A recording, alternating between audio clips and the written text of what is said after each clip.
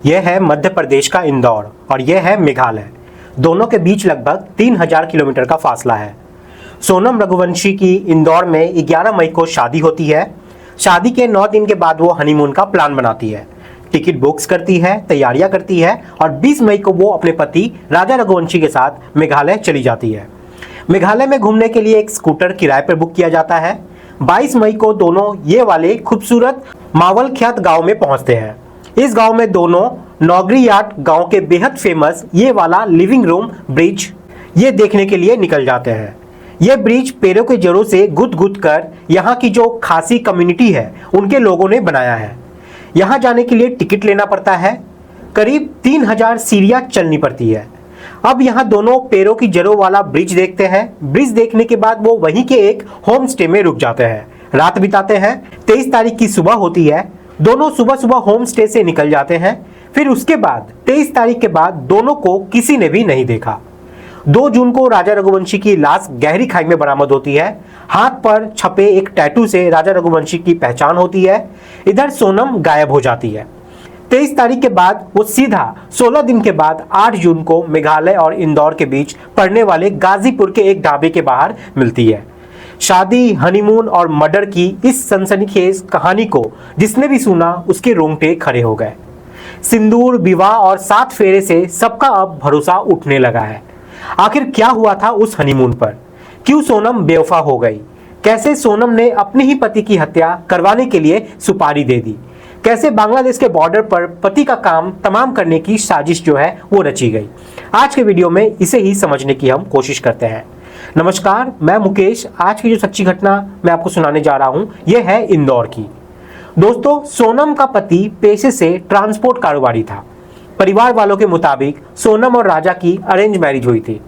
राजा honeymoon पर नहीं जाना चाहता था, लेकिन सोनम ने हनीमून के लिए टिकट्स बुक किए, सारी तैयारी करी। लिहाजा पत्नी के साथ मेघालय राजा को जाना ही पड़ा। राजा और सोनम दोनों अकेले मेघालय नहीं गए थे। उनके साथ परछाई बनकर चल रहे थे 4 सुपारी किलर। सोनम राजा को मध्य प्रदेश से बहुत दूर मेघालय लेकर चली जाती है।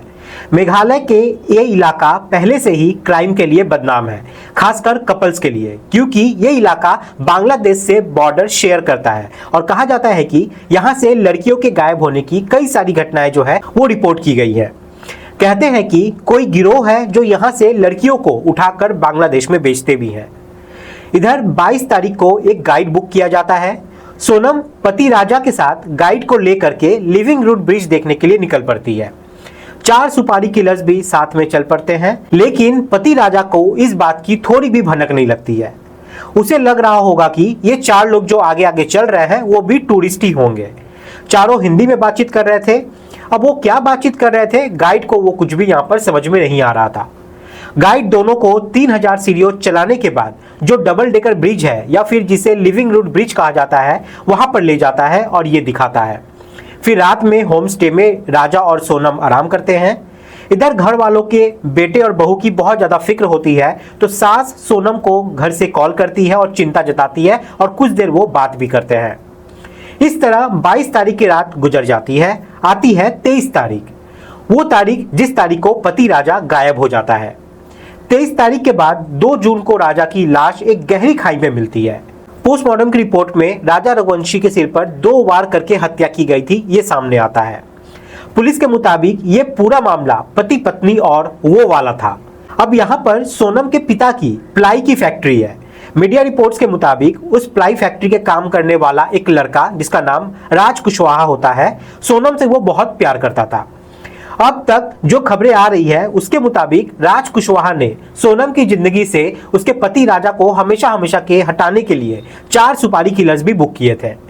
हत्या की जगह ऐसी चुनी गई थी जहां पर लोगों को ज्यादा शक ना हो। अब बात आती है सोनम की। सोनम का कहना है कि जब मेघालय से मैं सीढ़ियों से उतर रही थी तो बदमाश जो कुछ थे वहां पर लूटपाट करने लगे अचानक से और मेरे पति उनसे लड़ने लग गए। फिर मुझे यहाँ पर अगवा कर लिया गया। मुझे कई दिनों तक बंधक बनाकर रखा गया। उसके बाद मुझे गाजीपुर छोड़ दिया गया। लेकिन सोनम के इन बयानों में कई सारे लूप होल्स हैं। सोचिए, जो बदमाश पति को मार सकते हैं, उसकी हत्या कर सकते हैं, वो सोनम को गाजीपुर ले जाकर क्यों छोड़ देंगे? दूसरी तरफ उत्तर प्रदेश की पुलिस का कहना है कि जब राज कुशवाहा को गिरफ्तार किया गया तो सोनम 16 दिन तक गायब रही, फिर यह घबरा कर सामने आ गई। फिलहाल के लिए मेघालय पुलिस ने सोनम को ही मास्टरमाइंड करार किया है, जिसने बॉयफ्रेंड के साथ मिल करके अपने पति की ही हत्या को अंजाम दिया। मेघालय जाने का पूरा प्लान सोनम ने ही बनाया था।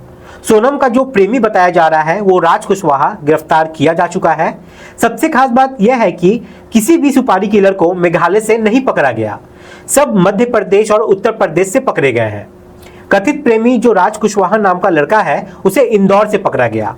कथित सुपारी किलर विशाल चौहान इंदौर से पकड़ा गया और एक और तीसरा आरोपी आकाश राजपूत वो भी इंदौर के पास से ही पकड़ा गया। चौथा आरोपी आनंद बिना के बासाहारी गांव से पकड़ा गया और जो पांचवा आरोपी है आकाश लोधी वो ललितपुर के दिगवार गांव से पकड़ा गया है। अब पुलिस के मुताबिक हर साजिश की सूत्रधार जो है वो सोनम ही है। मियां बीवी और वो के चक्कर में 10 दिन की शादी में ही पति की मौत का खेल जो है वो रच दिया जाता है। हनीमून को हत्या में बदल दिया गया था। अब तो लोग सोचने लगे हैं कि न जाने समाज की महिला को क्या हो गया है। कहीं पत्नियां अपने पति को नीले ड्रम में भर दे रही है, कहीं मेघालय में मर्डर करवाए जा रहे हैं। ऐसे लग रहा है जैसे इस पुरुष प्रधान समाज में लड़कियां क्राइम के रास्ते पर आगे चल पड़ी है। दोस्तों, इस पूरी घटनाक्रम को सुनाने का उद्देश्य किसी को परेशान करना नहीं है, किसी का दिल दुखाना नहीं है, बल्कि आपको जागरूक करना है, आपको सचेत करना है। अब सब लोग अपना ख्याल रखें, सुरक्षित रहें। जय हिंद, जय भारत।